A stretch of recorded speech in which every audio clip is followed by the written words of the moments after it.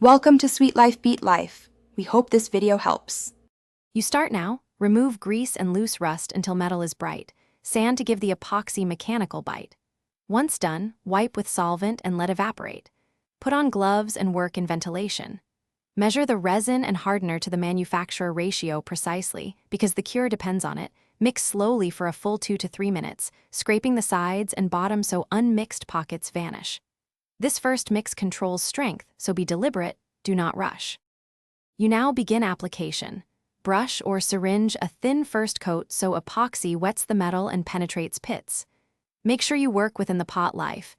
If it says 10-20 minutes, plan strokes accordingly, because mixing speed and temperature shorten working time. Once tacky but not hard, add a second coat to build thickness. Layering before full cure bonds layers better than waiting. Use clamps or weights to maintain part alignment and pop visible air with a toothpick or brief, careful heat. You finish by letting the assembly cure undisturbed at the recommended temperature. Typical epoxies need 24 to 72 hours for full strength, so plan accordingly.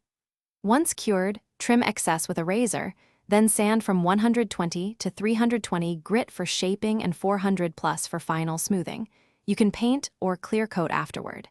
If the surface remains tacky or soft, it usually means incorrect mix or low temperature. Abrade the tacky layer, then apply a fresh, properly. Thanks for watching. Consider subscribing if we helped you.